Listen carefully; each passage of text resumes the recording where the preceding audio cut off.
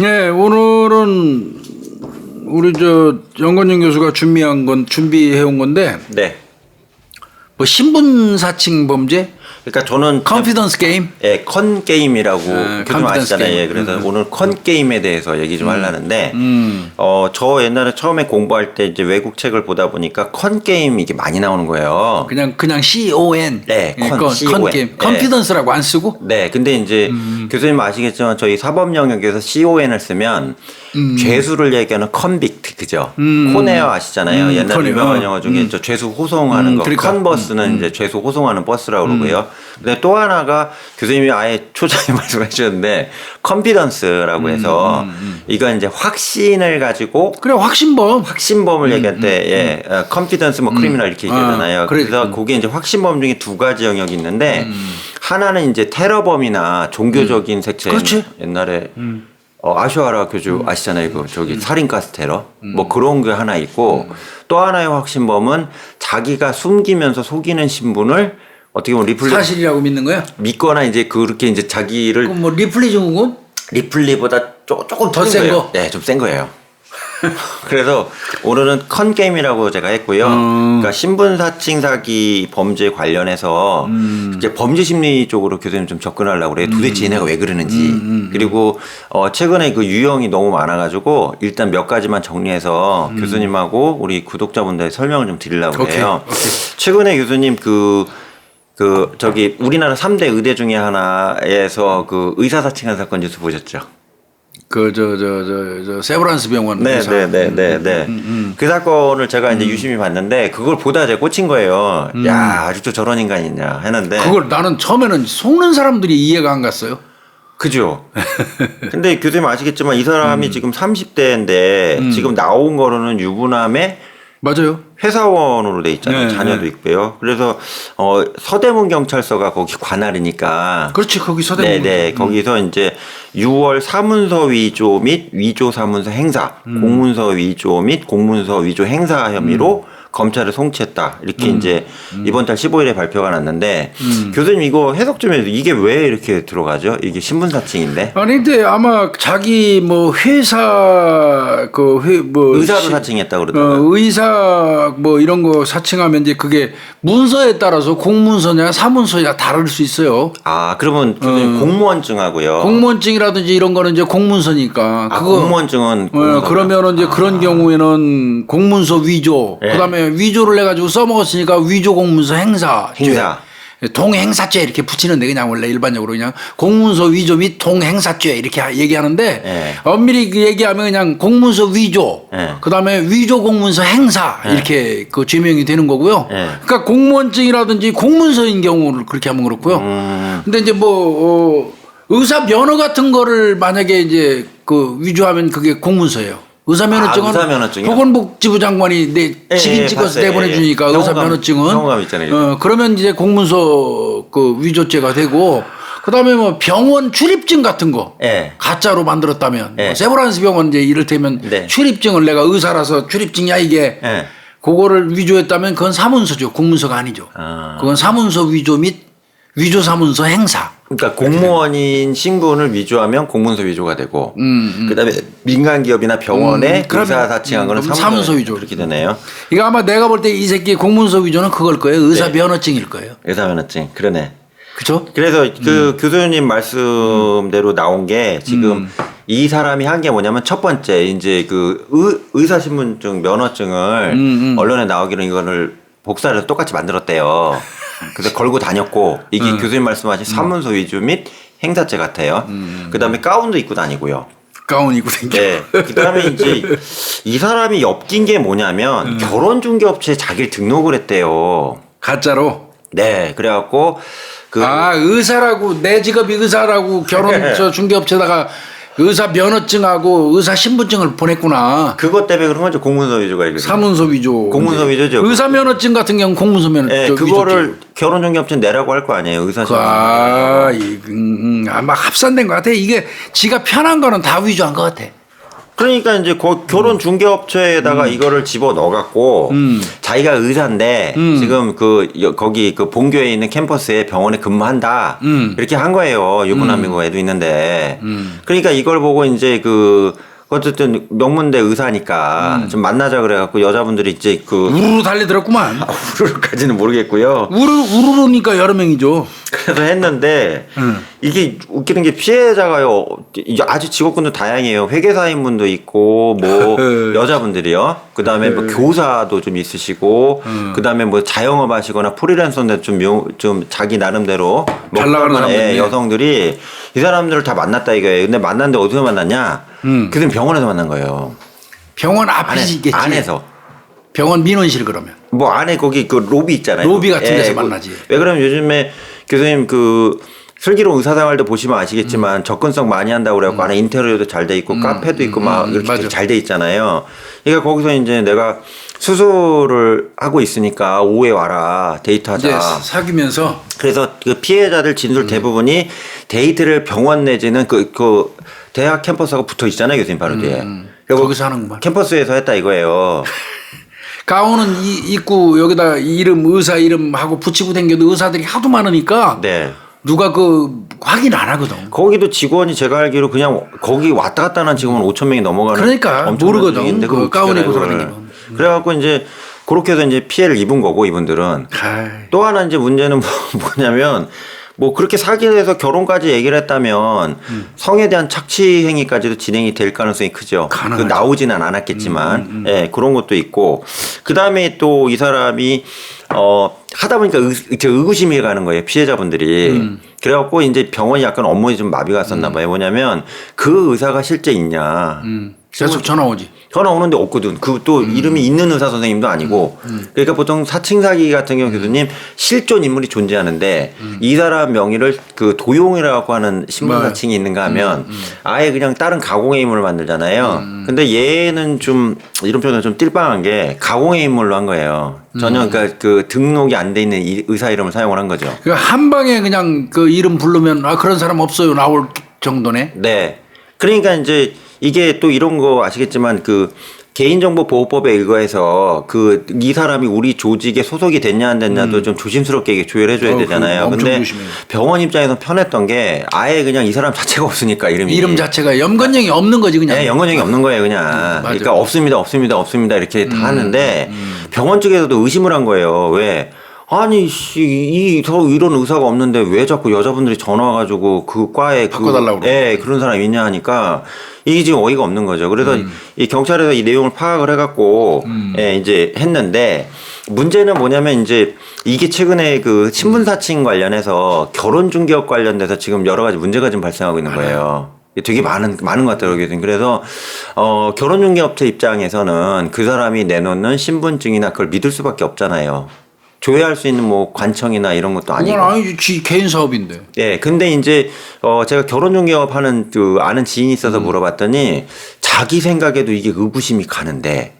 근데 그 사람이 와가지고 내가 세무사다, 회계사다, 변호사다, 변리사다, 의사다 뭐 이렇게 얘기를 해버리면 그걸 안 믿을 수가 있냐 이거예요. 어쨌든 고객인데 고객이 거기다가 이놈같이 위조한 거 갖다 댄 거 아니야? 네, 거기다 또 앉혀놓고 뭐 의사 시험을 볼 수 있는 것도 아니고 의학 상식에 대해서 그러니까 이런 게 발생했을 때 이 결혼중개업체 입장에서는 자기들도 피해자임에도 불구하고 그 피해자분들 뭐 여성이나 남성 피해자가 발생하잖아요. 그러면 그분들하고 협의하는 과정이 되게 머리가 복잡하다고 그러더라고요.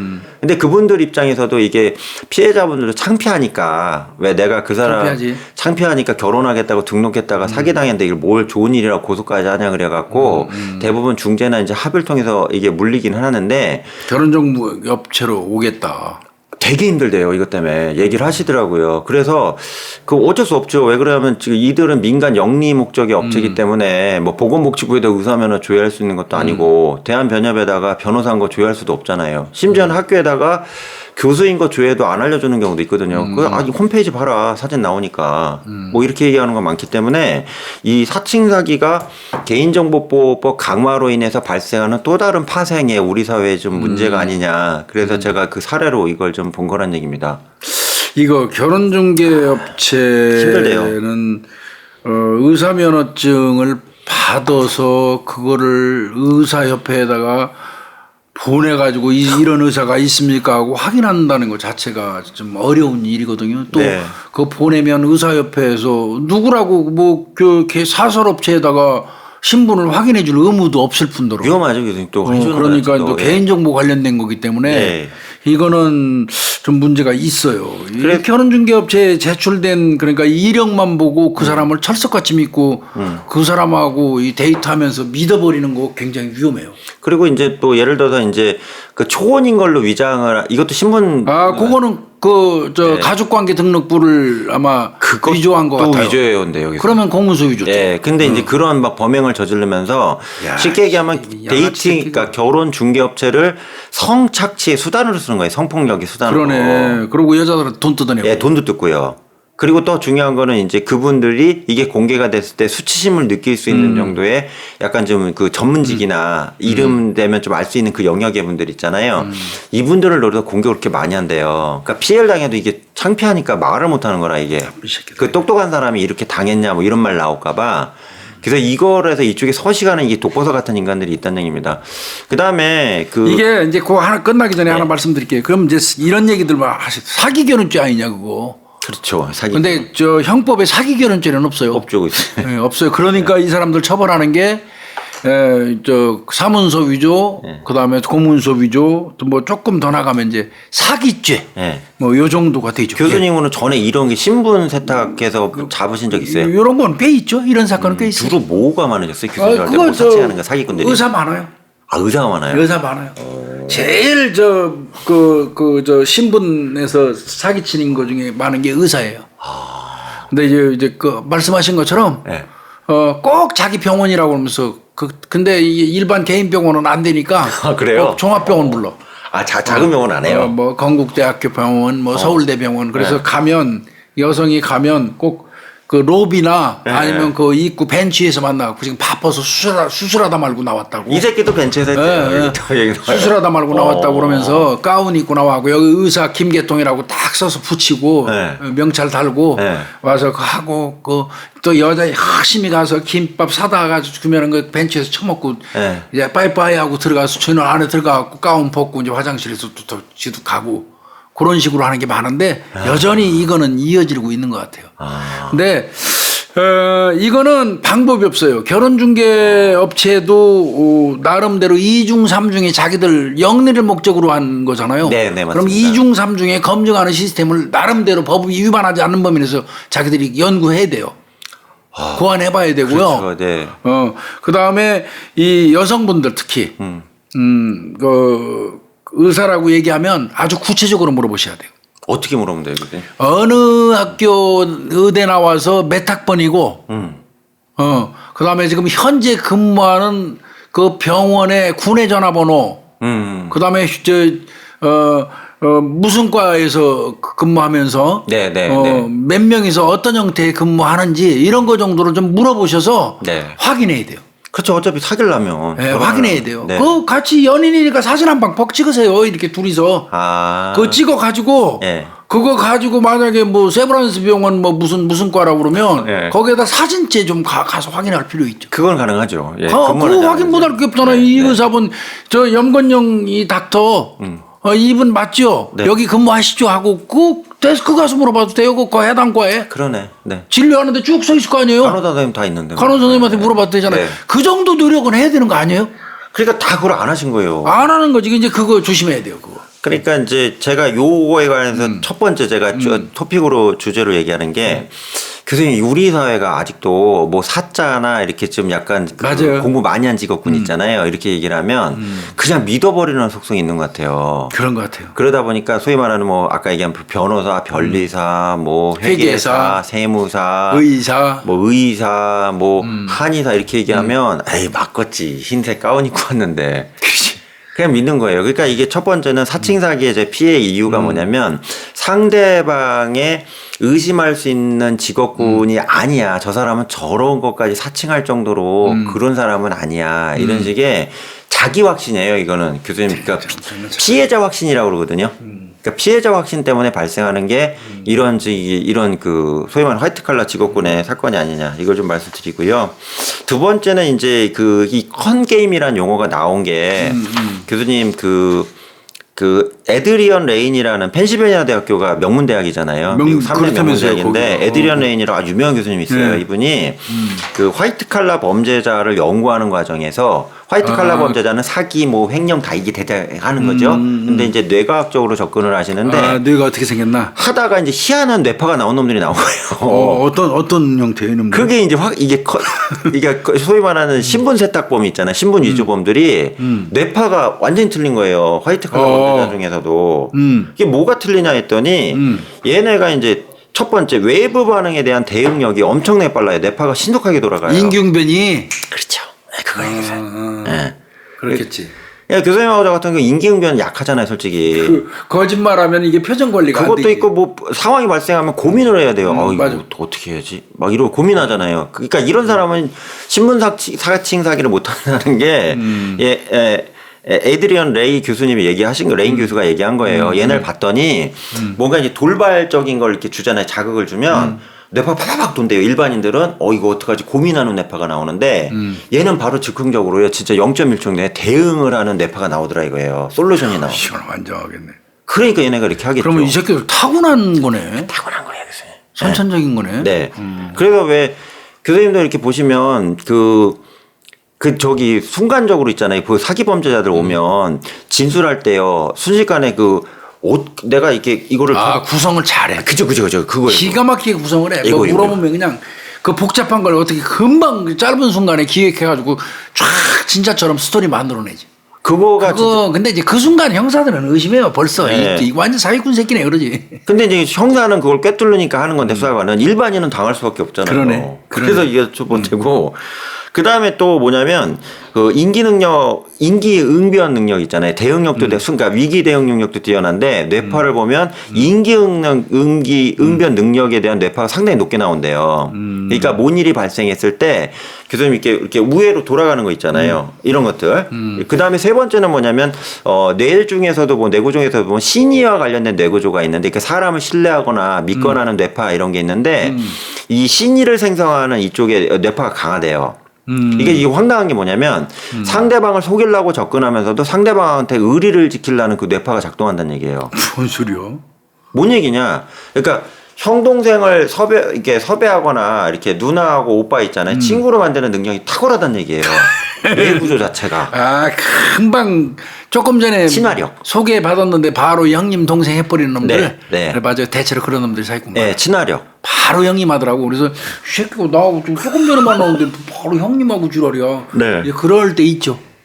그래서 이제 그러니까 이 에드리언 레인 교수의 소위 말하는 유형 속에 들어가는 거예요. 이게 신분 위조 관련된 연구가 되게 유명한 게 뭐냐면 그럼 바로 형님이라고 부르는 놈도 의심해야 되거든. 그러니까 행동과학적으로 교수님 본 게 아니고요. 뇌구조를 기반으로 뇌과학적으로 본 거예요. 그러니까 거기서 나온 특성이 뭐냐면 다시 첫 번째 말씀드리면 대응력이 뛰어나고요. 인기응변 능력이 뛰어나고요. 세 번째 가장 중요한 거는 상대방하고 신뢰관계 형성하는 뇌의 능력이 탁월하다. 그러니까 이걸 사실은요. 이 레인 교수님 연구에 뒤에 나오는 게 뭐가 있냐면 정치라면 딱 맞대요. 맞네. 그죠? 맞네. 네. 정치 지금 세 가지 딱 얘기한 거 들어보니까 참 우리 정치인들의 전형적인 모습이네. 네. 그것까지는 모르겠고 그래서 정치하는 머리랑 맞대요. 그러네. 딱이네. 그쪽으로 하면 딱인데 이 새끼들이 엉뚱한 데로 가는군. 잡범으로 나와가지고 이게 이렇게 됐구나. 여기에 이제 교수님 하나 말씀드릴게요. 정치하는 사람들의 뇌하고 유사하지만 차이가 나는 뇌가 하나 있어요. 그게 뭘 것 같아요, 교수님? 추정을 해보죠. 범죄학적으로 추정을 해보시면요. 글쎄. 성실성이 빠졌대요. 정치하는 사람들은 질기지. 뭔가 요 사기꾼들은 그런 성실함은 없겠구나. 그러니까 이제 성실함에 관련해 가장 중요한 게 이 좋은 머리 가지고 공부를 좀 열심히 하면 뭐가 좀 되는데 공부하는 것도 실증을 느끼고 그다음에 소위 말하는 이제 음주 가무에 능하고 이러다 보니까 이제 그쪽에는 못 가는 거죠. 이제 좀 미룬. 그러니까 이 순간부터 이걸 가지고 이제 사람들을 이렇게 괴롭히는 거죠. 특히 여기 또 하나 게 또 이게 연구를 하면 좀 웃기는 게 뭐냐면 돈을 잘 쓴대요. 소비적 성향이 엄청나게 강하대요. 뇌구조로 보면 그러니까 돈도 잘 쓰고요. 그 다음에 어려운 일이 발생하면 자기가 해줄 것이냐 하는 이런 척하는 거 이게 완전 히 학습화돼 있고요. 뭐 힘들어. 김 사장, 그 내가 아는 사람 누구 있는데. 그건 사기 치려고 과시하는 거 아니에요? 과시하는데 그게요. 그것도 타고내야 된다고 보신 거예요. 왜 그러냐면 그 교수님이나 저 같은 경우도 이렇게 저도 가끔 뭐 누가 좀 뭐 좀 이렇게 궁금한 게 있으면 제가 얘기하는 게 웬만한 변호사한테 물어봐요. 난 몰라. 이러고 제가 빠지잖아요. 왜? 안 할 건 안 하고 할 건 해야 되는데 다 지가 할 수 있어. 그러니까 다 안다고 그렇게 하는 거고요. 그 다음에 가장 얘네가 좀 원하는 게 뭐냐면 주변에 어려운 사람이 있을 때 그 사람에 대해 이야기를 잘 들어주고 처리해 줄 수 있는 소위 말하는 반장이라고 그러잖아요. 동네에서 모든 일을 해결할 수 있는 그런 이미지를 만들기 위해서 노력하는 게 이 컨게임을 하고 있는 즉 신분을 위조해서 하는 사람들의 일반적인 패턴이다. 이런 연구가 펜실베니아 대학에서 나온 거란 얘기예요. 그러니까 뇌를 검사해가지고 나온 거네. 네. 그리고 이제 그 미국 그 법무부 있잖아요. FBI를 기반하고 있는 법무부에서 이 신분 위조 사기범들 장기수 받은 애들 있잖아요. 그러니까 몇백억씩 해먹은 애들. 그 새끼들 대가리 연구한 거예요? 받아가지고 연구를 한 거예요. 연구했더니 이게 좀 나오더란 얘기입니다. 근데 이거는 미국 놈이나 우리나라 그 유사하네. 똑같잖아요. 뭐 차이가 그러네. 있어요. 차이가 없네. 네. 근데 여기서 교수님 더 황당한 거 더 말씀드릴게요. 얘네한테 당하는 사람들이 주로 뭐냐면 중산층 이하가 아니고요. 고소득층이나 미국 사회에서 아주 높은 신분을 가지고 있는 사람들 있잖아요. 이런 사람들이 그렇게 많이 당한대요. 신분 위조범들한테. 왜? 이게 사회적으로 성공한 사람들은요. 욕심이 훨씬 많기 때문에 성공한 거라는 이게 심리학의 기본 룰이 있거든요. 그러니까 돈을 내가 100억을 가지고 있으면 1000억을 가지고 싶고 1000억을 가지고 있으면 조단위 회사를 키우고 싶고 이런 게 있잖아요. 근데 저 같은 경우는 솔직히 100만 원만 봐도 얘 이러고 있는데 그 욕심이 있는 사람들이 올라가는 거거든요. 신분에 있어서도 내가 5급 공무원인데 4급 공무원 되고 싶고 4급인데 3급 되고 싶고 이게 이제 조직의 충성도잖아요. 근데 이들이 이제 눈이 머는 상황이 발생한다는 얘기죠. 왜? 내가 지금 현재 100억짜리 부자인데 어떤 사람 만났더니 이런 큰 사업을 해서 1000억을 벌게 해드릴게요. 그러면 저희들 같은 경우는 헛소리하고 있네 이러고 가는데 실제로 자기 입장에서는 그게 눈에 보인다고 생각을 하니까 이것도 사실은 피해자 확신인 것 같아요. 피해자가 이 사람은 날 이렇게 도와줄 수 있는 힘이 되는 거야. 대표적인 게 교수님 최근에 수산업자 사건 아시잖아요. 그 새끼 거의 요거는 맞지 않아요? 정치인들 거기 가서 정치인들이 휘둘렸더만. 네. 아주 유명한 분들 많이 들어가 있잖아요. 지금도 좀 사건이 잠잠하지만. 그래서 이게 이제 일반적으로 두 가지 유형이 있는데 실제로 이번에 수산업자와 같이 미국에서는 이렇게 로비스트 형태로 나타나서 자기 신분이 잘 드러나지 않는데 위장을 해갖고 브로커가 미국은 합법화돼 있잖아요. 그래서 내가 이런 정당의 상원의원 연결해줄게, 내가 이런 법무부 장관 알아, 이렇게 도와줄게, 이런 방식으로 접근해서 삥을 뜯는 이런 케이스가 하나 있고요. 우리나라 같은 경우는 이제 밑에 단계로 봐요. 밑에 단계가 뭐냐면, 그러니까 아주 고위층을 대상으로 하는 거는 많지가 않은데 일반 서민층. 청와대 맞는데? 근데 이제 피해자는 아주 높은 사람은 아니니까. 피해자. 네. 피해자를 기반으로 놓고 봤을 때 일반 그냥 사업을 평범하게 하시거나 이런 분들을 대상으로 이제 하는 경우가 많다는 얘기입니다. 그래서 가장 많은 게 교수님 지금 말씀하신 BH라고 아시죠? BH 사건이 되게 많아요. 그러니까 블루하우스라고 청와대라고 하는데 그거 아시겠지만 문재인 대통령께서 화가 나셔가지고 최근에 보신 적 있으실 거예요. 2016년 17년도에 최근에 청와대를 사칭해서 연달에 사기 사건이 발생했으니 그 사건을 낱낱이 공개해서 우리 청와대랑 관계가 없게끔 하라 이런 지금 얘기가 나와서 언론에 나오신 거 있잖아요. 맞아. 그렇게 이제 사기를 많이 치는데 교수님 이 요원이나 비선 실세 내지는 암약하는 요원을 사칭하는 사람들이 주로 들고 다니는 명함이 어떻게 생긴지 아시죠? 청와대 맞는데 비밀 요원 아니야? 자금 조달책이라든지 그런 명함이요. 제가 정확하게 말씀드릴게요. 시청자분 조심하셔야 되는 게 백명함이에요. 하얀 거. 네. 그래서 완전 하얀색 종이에다가 그냥 전화번호만 딱 써놓고. 네. 이름하고 전화번호만 있고 뒷면에 아무것도 없고 백명함이라고 그러는데 이거 들고 다니면 다 사기꾼을 보시면 돼요. 안 돼요. 그러면 국정원 직원들도 그러는 거예요. 국정원 직원들은요 명함을 아예 안 주거나 아니면 국정원에 드러나 있는 요원들 있잖아요. 그들 같은 경우 알려주기 줘요. 예. 제가 아는데 그래서 이 이제 백명함이라고 그러는데 이걸 들고 다니는 하얀 명함 그러니까 쉽게. 네, 흰색 명함 이름하고 연락처만 있는 예, 뭐 김입니다. 뭐 이러고 주는 게 있는데 그걸 이제 막 들고 다니는 거예요. 그래서 최근에 뭐 아시겠지만 그 청와대를 사칭을 해가지고 사기를 친 사건이 있는데 특히 이제 2017년에 보시면 박근혜 전 대통령의 친인척을 위장한 사건이 있어요. 은모 씨 사건이라고 해서 이 사람이 이제 77세인데 이제 징역 77세? 네, 1년 아주 완전 사기로만 점철된 인생이에요, 이 양반이. 근데 이분이 왜 의심을 안 받았냐? 당시에 그 은지원 씨 아시잖아요. 아, 맞아요. 저 친척되지, 예. 그러니까 자기가 은씨니까 실제 은씨거든요. 그러니까 아 은지원이랑 나랑도 친구다, 친척이다. 그래갖고 내가 오촌 조카지 은지원이. 네. 그래서 내가 돌 테니까 저기 1억 7천 정도에 되는 돈을 2억 가까운 돈이죠. 뜯어가지고 한 사건이 있었고요. 그 다음에 이제 그러니까 은씨라고 그러면서 은지원이 바르니까 네. 홀딱 넘어갔구나. 네. 참. 그래서 이런 사건이 계속 발생하는 거예요. 그것도 그거지만 내 생각은 77살이나 먹은 사람이 그 사기치니까 저런 사람이 설마 사기치겠어 하고 넘어갔을 가능성도 많은 거예요. 네. 나이가 있으니까. 그리고 이제 교수님도 많이 저기 고령 사기범들 잡아보셔서 아시겠지만 그 65세 이상 사기범들 이렇게 구속을 시키시면 인물이 선하지 않아요. 그 뭐 사악하거나 이렇게 도끼를 품지는 않았잖아요. 그 속아요 다. 네, 그러니까는 저기 품격 있게 늙어요. 뭐 사기 전과 10번, 20번 애들이. 그러니까 와가지고 뭐 내가 무슨 회장이네 어쩌는 뭐 얘기해버리면 거기 넘어가는 거라. 그 다음에 또 2002년도 교수님 사건 옛날 기억나실 거예요. 청와대 실제 8급 직원 사건 아시죠? 아, 이건 실제 근무하던 직원 아니야. 네. 근데 이거 아시잖아요. 그 알지 그. 그래서 이 사람이 청소하시던 분. 예.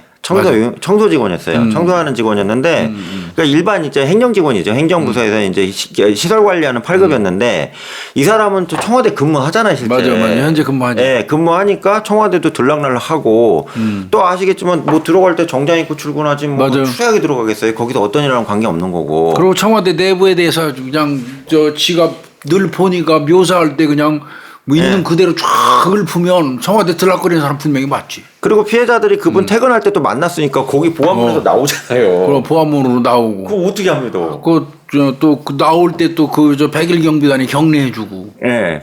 그래서 이제 옛날에 교수님 안기부일 때나 이 당시까지만 하더라도 직원에 의한 사기 사건도 있었어요. 그러니까 신분 사칭 중에 조금 좀 희한한 사칭이 뭐냐면 거기서 실세가 아니고 저 주요 보직이 있지 않음에도 불구하고 실제 거기 직원은 맞으니까 옛날에 안기부에서도 그 보안 요원 아시죠? 저 입구에서 그 서 있는 8급 그 7급들 있잖아요.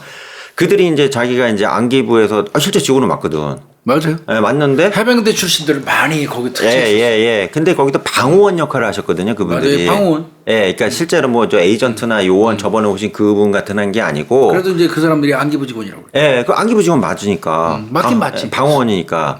근데 나와갖고 이제 명함 또 맞고 출근할 때도 받고 나오는 것도 맞으니까 뭐 맞아요. 민원실에 나오는 것도 아니고. 그래서 이런 식으로 사기를 치면 그냥 꼼짝없이 그냥 당해버리는 이런 참사가 발생한다. 12.6 사건 날 때도 이제 그 방호원들이 많이 꼈잖아요. 아, 그때도요? 그때 그 총기 난사하는데 네. 방호원들이 개입된 건이 그때 막 촌수 영화 나온 분들이 다 방호원들이신 거죠? 보안요원들. 예. 그래서 근데 이제 사실은 엄밀히 얘기하면 안기부 아니면 중정의 본래 직무를 하는 사람들이 아니란 말이에요. 엄밀히 얘기하면. 아, 그러네요. 그렇죠. 다른 파트죠. 네네네. 정보업무 방호 아니니까. 그거 외곽 경비 시켜주는 거지. 네. 그렇게 따지면 청와대 외곽을 지켜주는 경찰 100일 경비단 있잖아요. 그 사람들도 청와대 직원인 거예요. 그런 식으로 말한다면. 네. 근데 엄밀히 얘기하면 경찰 신분이잖아요. 그렇죠. 예. 근데 이분들도 물론 청와대에서 8급 시설 관리원으로 8급을 받아갖고 공무원 신분은 신분이죠. 공무원이죠, 네. 그리고 그 사람이 하는 직무는 청소지만 네. 시설 관리 속에 청소가 들어가니까 환경 관리하는 게 들어가니까 맞지만 사실은 그분들이 청와대라는 어떤 그 조직 내에 어떤 우리가 생각하고 있는 본래의 어떤 기능에 종사하는 건 아니죠. 근데 그러니까 그럼에도 불구하고 그걸 나 사실 이거 경험이 있어서 자꾸 지금 하는데 네. 내가 옛날에 아주 오래전에 경찰 근무할 때 네. 아주 쫄병 시절에 네. 저 시내 나와가지고 술집에서 개판 다치고 다방해가지고 탁 다리 꼬고 앉아갖고 전화를 사람들이 다 듣게 해요. 나 저기 보안실 미스탈인데 말이야. 네. 그럼 사람들이 듣기에 보안실 미스터리 다 다리 꼬고 보안실 미스터리가 뭘까? 미스터리라는 거예요 자기가. 네. 그런데 이제 그 주변에 소문이 쫙 난 게 청와대 국정상황실 같은 보안실 같은 데서 중요한 부서에서 근무하는 미스터리인 거야. 아 보안실이라니까 안보 이런 걸 알고. 이제 그런 사람으로 소문이 났고 그 사람이 술 먹고 쌈박질하면서 막 개판 다쳤어요. 그 파출소 직원들이 잡으러 가니까 경찰들 순경들 쥐샤대기 때리고 막 따귀 때리고 그런 거야. 이 새끼들 내가 청와대 근무하는 뭐 이랬는데 나중에 그 이제 검거해가지고 와서 조사했더니 그분도 그분하고 비슷하더라고. 이발소에서 근무하시더라고. 오 이발소 높잖아요 직급이. 그렇죠. 사무관인데. 이발소 근무하시더라고. 아 근무하시는 분이에요. 그 내가 그 경험을 진짜 했어요 실제로. 내 기억에 84년, 85년 정도 될 효자동 겁니다. 이발사를 진짜 만나시고. 예, 진짜 진짜 그런 경우 있더라고요. 그래서 그때 우리끼리 열 받아가지고 그런 얘기했다니까요. 네. 청와대 가면 뭐도 설친다고, 뭐도 설치고 뭐도 설치네, 막 우리끼리 그랬던 적이 있는데. 네. 이거 유사한 거네요. 네, 그래서 이제 그 과거에도 이제 국정원 같은 경우도 이런 사건이 좀 계속 터졌었대요. 그러니까는 그 내부적으로 단속을 했음에도 불구하고 실제 에이전트 요원들은 신문도 안 밝히잖아요. 맞아요. 근데 나가지고 뭐 내가 나란이라는 건데 이런 게 있었고 제가 교수님하고 똑같은 사례 하나 말씀드리면 저 어릴 적에 저희 아버지 뭐 이렇게 친척 형이라는 분이 계셨는데 이분이 이제 강원도 고향이니까 이분이 나타나면 막 파출소장 막 뛰고 그래요. 저 어릴 때 기억나요. 막 오래가지고 뭐 어쩌십니까 이런 거예요. 그래서 제가 어린 마음에 아버지한테 저 삼촌은 뭔데 저렇게 경찰 아저씨하고 소방관 아저씨가 뛰어갖고 막 얘기해 그랬더니 안기부란 데서 근무해 이러는 거예요. 그게 나중에 이제 은퇴하시고 알아봤더니 거기서 운전요원이셨던 거예요. 그래. 7급. 그러니까 실제로 네. 그 조직의 그 본래의 직무에 물론 본래의 직무에 종사하는 사람들이 일할 수 있도록 옆에서 다른 역할을 해주는 것도 같은 거죠. 엄밀히 얘기하면. 근데 이제 그렇지만 네. 전 그렇죠. 근데 교수님 제가 느낀 게 그 어르신 되게 오래 받고 저한테 용돈 많이 주셨는데 즐기시더라고요 그분이. 제 어린 나이에도 본 게 초등학교 때 느낀 게 그러니까 자기가 나 그런 거 아니야 이렇게 하는 게 아니고 뭐 그러니까 아까 교수님 말씀하셨잖아요. 잘 지내지 뭐 이런 식으로 있잖아요. 뭐 제가 그걸 느낀 게 있거든요. 그리고 이제 자존심도 없는 새끼들. 네, 문재인 대통령께서 그 말씀하신 게 2018년도에 이거 일이 심각하다고 그랬겠는데 대표적인 게 그 임종석 그 비서실장 있잖아요. 임종석. 네, 15년 동안 지인이라고 해가지고 이거 내가 임 실장한테 얘기할 때 이거 언론에 나왔으니까요. 이걸로 해서 미끼 받아갖고 잡혀가신 양반이 하나 있고요. 그 다음에 이제 한병도 정무수석 보좌관을 사칭한 사기범은 리조트에 투자하면 뭐 어떻게 하겠다고 4억을 가르치는 사건도 있고. 고수익 올리게 해준다고. 네. 그 다음에 더 웃긴 거는 이제 이런 사칭 사기범들이 이제 그 주요 그 권력자들로부터 문자 받은 식으로 이렇게 하는 게 있어요. 이번에 수산업자 사건에도 나왔는데 당시 이제 청와대에서 얘기했을 때 그 문재인 대통령 직접 도와주라고 이렇게 문자한 걸 네, 대통령이 직접 저한테 이렇게 뭐 문자를 하셨네요. 그러니까 이런 식으로 막 당하는 거죠. 그래서 아직도 우리가 좀 안타까운 게 BH 즉 블루하우스인 청와대라고 얘기하면 사람들이 쫄거나 얼거나 저기에는 뭔가 좀 할 수 있겠구나 하는 이런 생각이 있다는 게 좀 안타깝고요. 두 번째 유형은 교수님 지금 아까에서 나온 정보기관 사칭하는 게 많아요. 그래서 이제 보안실 미스터리. 그렇죠. 가장 유명한 사건이 교수님 2016년 10월 14일에 터졌는데 검찰에서 했거든요. 이 사람 대단한 사람이에요. 국정원 비밀요원이라고 해가지고 비밀요원 4억 원을 가로챈 거예요. 네. 36살밖에 나이도 어려요. 그래갖고 대전에서 만난 그 나이클럽 만난 여성한테 내가 높은 직급의 국정원 블랙요원이다. 이제 우리 화이트 요원, 블랙요원 다 알잖아 이제. 네. 그레이 요원도 알고. 네. 그래서 속이고 교제를 했고요. 또 동거까지 했어요 여자분하고. 동거까지? 네. 그러면서 이제 더 이게 대범한 게 전 국정원장이 자기 아버지다. 전. 네. 네. 그래서 뭐 돈 내놔라 그래갖고 뭐 상품권도 받고 하고 막 이렇게 해갖고요. 특히 이제 여자친구를 속이기 위해서 1억 상당의 상품권을 이제 동건이한테 맡겼는데 이게 교수님 그 문 닫은 상품권 있잖아요. 업체. 그 취지네. 예. 네. 그러니까 가지고 있어라 뭐 이렇게 한 것 같아요. 그래서 1억 원어치를 턱 이만큼 싸서 놓으면서 가지고 있어. 네. 그 이제 그거 신뢰하는 거지 이 여자는. 그렇죠. 그리고 또 교수님 최근에는 그 국권 앞에 있잖아요. 뭐 아시겠지만 저기 중동이나 이런데 국권 앞에 있잖아요. 뭐 이런 거 가지고 해서 좀 자기 허용을 하는 경우도 있고요. 그래서 이런 식으로 해가지고 뭐 사기를 했는데 문제는 뭐냐면 최근에 이제 국정원 같은 경우 최근에 좀 많이 투명해지고 이런 거 관련해서 자기들도 잡으려고 노력을 하다 보니까 이제 외국을 사칭하는 거예요. 외국? 네. 그래서 CIA 제일 많은 게. CIA 사칭하는 경우도 있고 뭐 국방정보국 뭐 이런 것들 있잖아요. 이런 걸 사칭을 해가지고 CIA가 나왔또 이제. 네. 그래서 이제 이들이 하는 건 뭐냐면 이제 해외에서 국내로 유입될 자금이 있는데 이 자금을 세탁하기 위해서 좀 고정 비용이 들어간다. 교수님. 꼭 자금 세탁이야 이 새끼들은. 하여튼 보면. 네. 아, 정치 자금이 그러니까 도둑놈 소굴인가 왜 정치 자금은 이렇게 비자금이 많어? 그러니까요. 그래서 요즘에는 이제 부시나 클린턴 전 대통령 이렇게 팔아먹나 봐요. 그래서 그 비용들이 들어와서 한국이 합법적인 돈으로 세탁이 돼야 되는데 나한테 이렇게 좀 지원을 해주면 그 일단 그 세탁 비용에 관련된 이게 들어가니까 좀 몇 억 좀 내놔라. 그럼 내가 몇십억을 불려줄게. 이런 세탁만 되면 세탁된 원금에서 이제 왕창 불려준다는 거지? 네. 세탁 비용만 잠깐 달라는 거지? 그렇죠.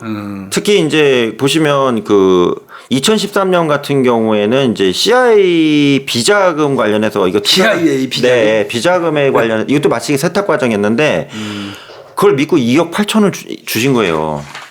답답한 분들이야. 네, 근데 이게요, 교수님, 이게 먹히는 게 뭐냐면 이 사람들이요, 그 되게 신비주의로 나와요. 신비주의로 나오고 또 이게 중요한 건 이 사람들이 중간에 조회라면 한국에 없었던 기간이 많아요. 왜 그럴까요? 교도소가 있었거든. 아, 교도소가 있어서 공백기는 빵이가 계시네. 공백기가 확실하게 있는 거예요. 교도소는 한국은 한국인데 그래서 너 5년 동안 어디 가 있었냐 그랬더니 나 저 이라크에 파견 가갖고 거기 그 저기 국정 관련된 그러고 최근에 교수님 또 뭐냐면 요즘에 제가 들은 얘기인데 그 아프가니스탄에 있잖아요. 거기가 미군이 철수하면서 한국 업무를 맡게 됐다고 이렇게 사기치고 다니는 놈들도 있다는 시중에 소문도 있어요. 그러니까 얘네는 무조건 이제 세계 정세가 다 자기한테 팔아먹을 수 있는 내용이지. 그러니까 이런 사기꾼들이 대체로 어떤 거를 이용하냐면 네. 그때 그 지역과 그 시대의 분위기를 잘 편승해가지고 그 사기 아이템을 짜는 거예요. 그러니까 저기 뭐 뉴스를 엄청나게 보겠네요. 그러니까 막 코로나가 막 터지니까 코로나 백신이 엄청 중요하다 보니까 지금 백신 개발해서 뭐 은밀히 판다고 그래갖고 사기친 것도 꽤 있었잖아요. 화이자 에이전트 있었대요. 뭐 그런 것도 있었잖아요. 그런 거. 그러니까 어떤 시대적인 상황 이런 걸 이용하고 또 지역적인 상황, 뭐 전쟁이 있는 나라에 비자금을 가지고 유물을 들여오고 뭐 이러는 것처럼. 그래서 사기꾼들이 대체로 시대 상황, 그다음에 어떤 지역적인 상황 이런 거를 아주 최대한 노린다, 이용한다. 이거는 좀 가지고 있어야 돼요. 생각하고 있어야 돼요. 그리고 이제 교수님 또 말씀드리면 세 번째 유형인데 제가 여기 내용에는 없는데 방송국 있잖아요. PD나 뭐 선임 기자, 뭐 은퇴한 뭐 PD 아니면 제작자 이걸 사칭을 해가지고 이게 우리 요즘 한류 콘텐츠가 대박이잖아요. 그러니까 이게 또 이쪽으로 쏠리나 봐요. 사칭 사기범들이. 그래서 그 제가 교수님 SBS에 가끔 출연을 하잖아요. 거기 가면 신분 절차가요 거의 죄송하지만 경찰청 본청 들어가는 식으로 파악을 해요. 누구 만나냐, PD 누구 만나냐, 전화 바꿔달라고 해요. 그 제가 SBS에 물어봤어요. 언론에 나왔으니까 왜 그러냐 그랬더니 SBS 로비에 있잖아요. 한 사기범이 들어온 거예요, 거기를. 침투해가지고. 그래서 SBS 가보셔서 로비 되게 크잖아요. 미운새도 있고 거기 있는데 그 로비에 이제 커피숍도 있고 그러거든요. 거기서 사기친 사람 다 만나고 다닌 거예요. 그때는 그 안에도 커피숍 다 있잖아. 예, 출입이 쉽거든 그때는. 그때 이 조치가 취하기 전에. 사기꾼들이 거기를 무대로 삼는 거야?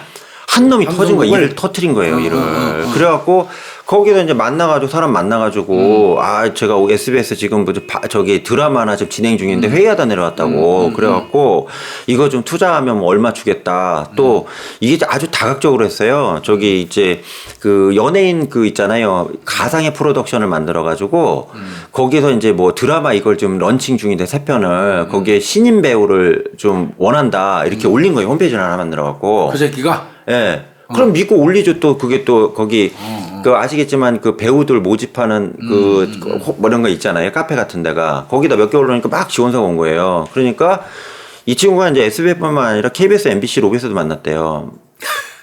만나가지고 막 얘기하고 막 하니까 사람들 믿죠. 왜? 솔직히요, 교수님.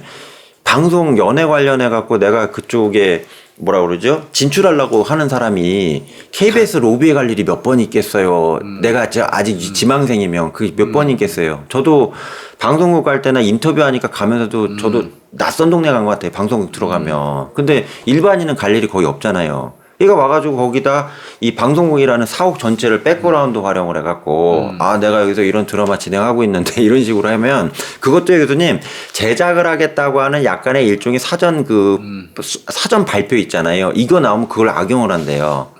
그래갖고 내가 뉴스 보고. 네.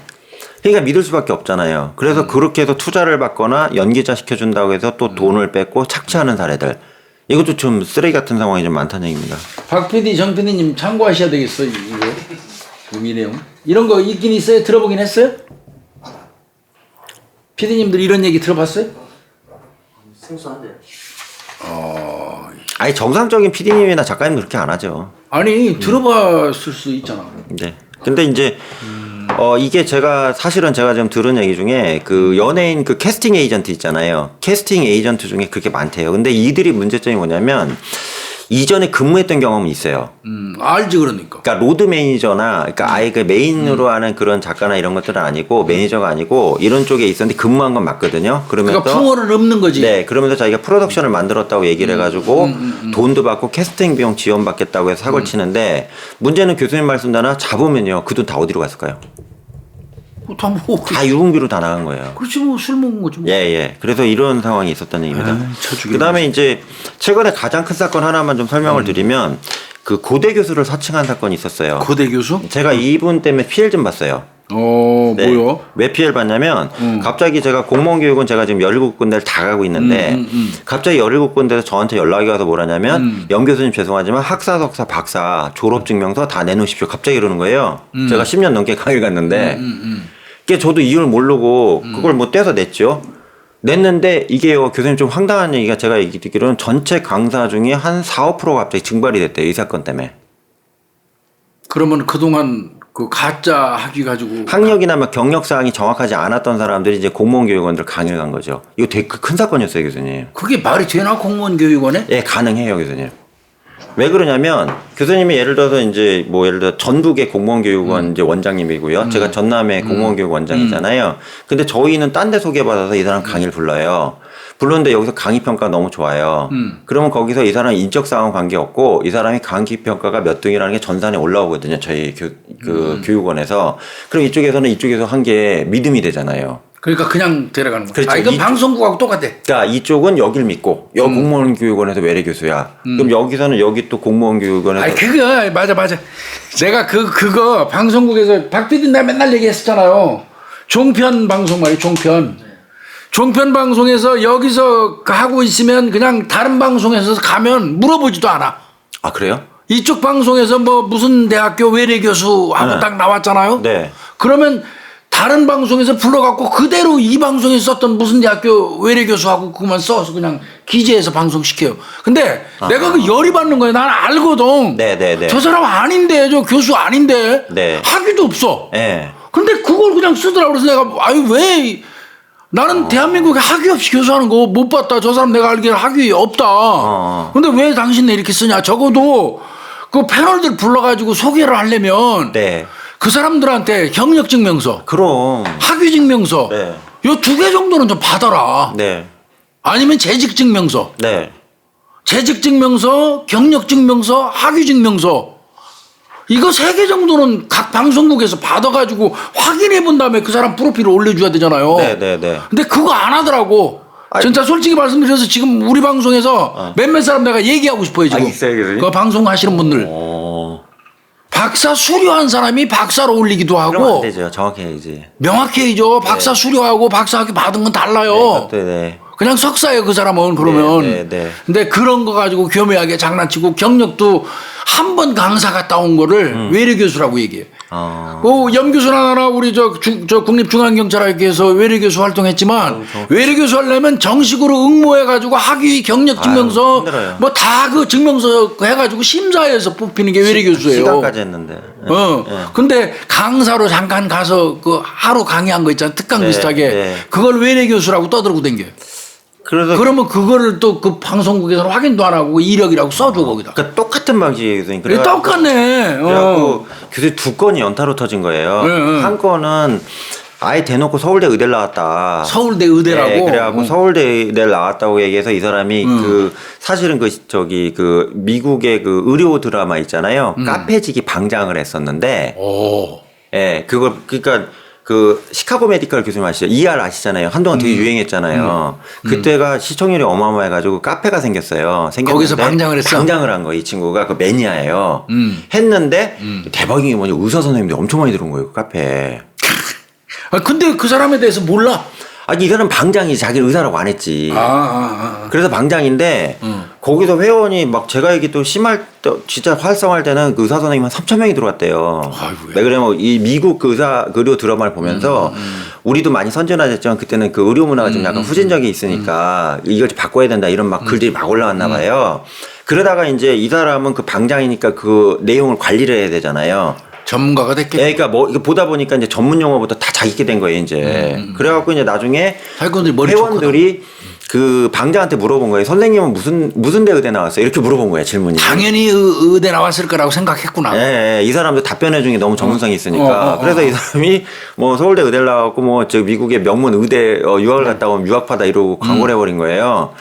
그러고 났더니 이제 거기 이제 의사들 중에 몇 명이 그 의사 선생님들이요.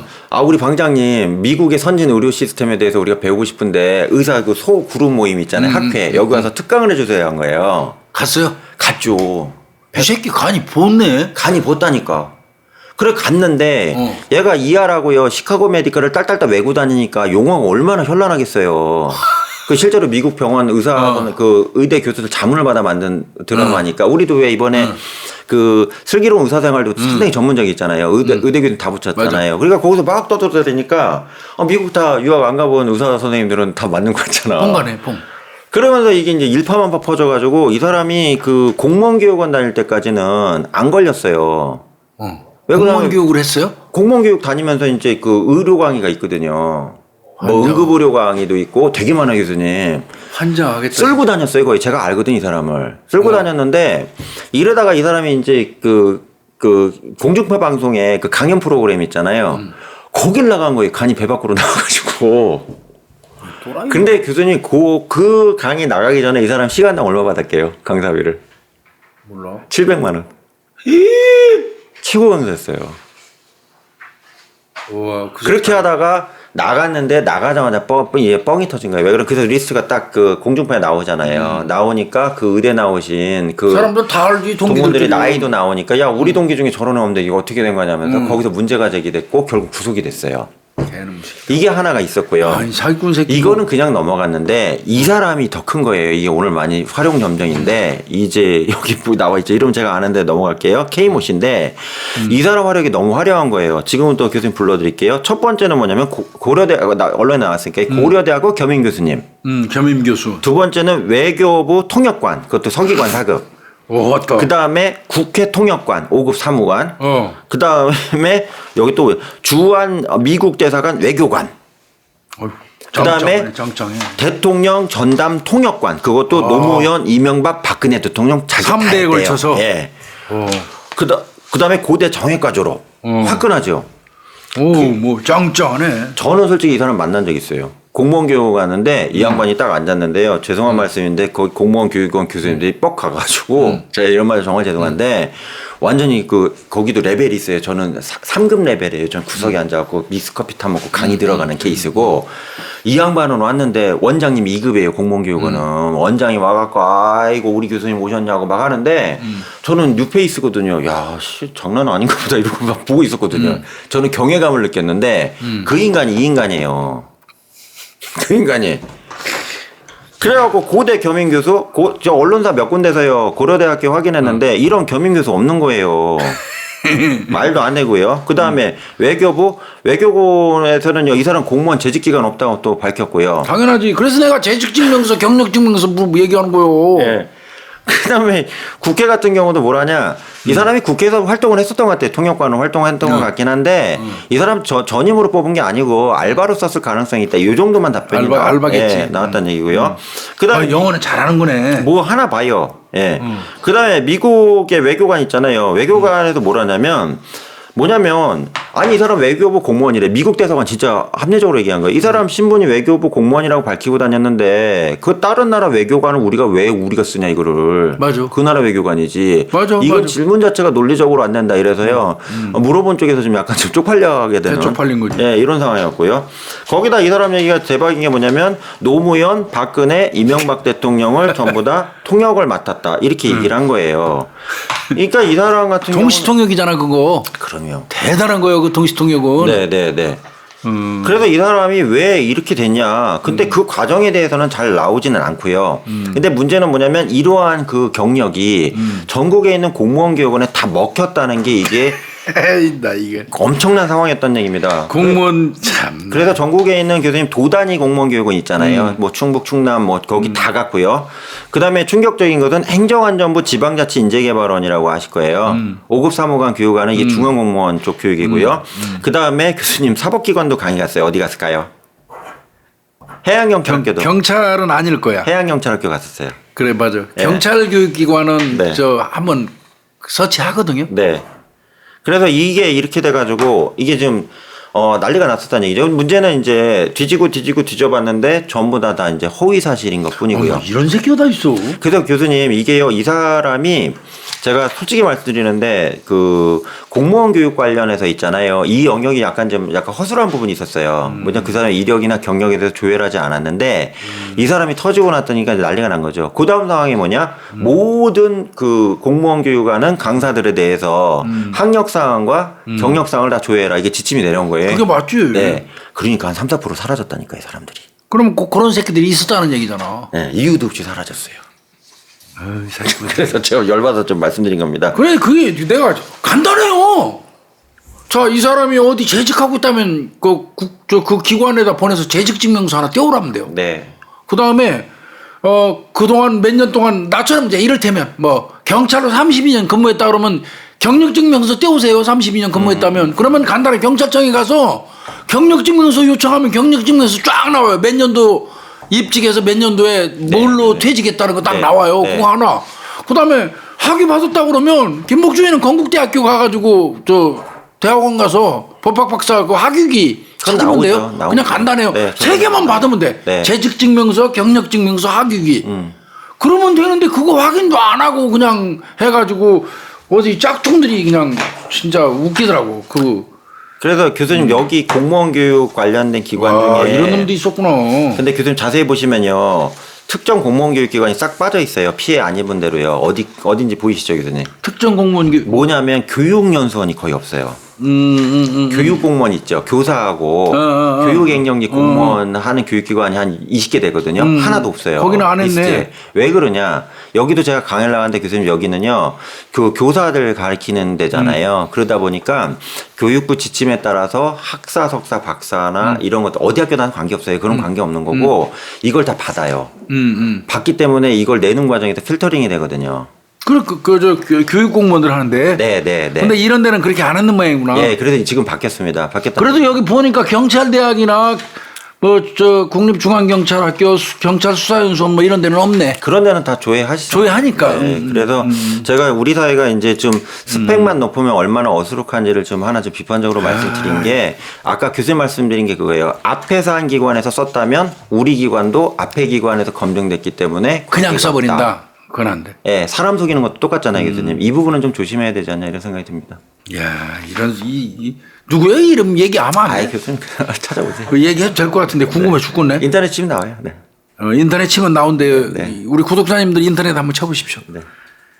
아이고, 그러니까 이제 이 사기 치는 놈들은 사기 치다가 어느 순간 자기가 진짜 그런 사람인 걸로 착각을 해버려요. 이 사람도 TV에 나왔었어요. 내가 계속 청와대 뭐 고위직에 있었고 통시통역을 한 사람이고 뭐 이렇다고 사기를 막 치고 댕기잖아요. 그러다 보면 어느 순간 지가 진짜 그랬던 걸로 인식해버리는 거예요. 이 두뇌가.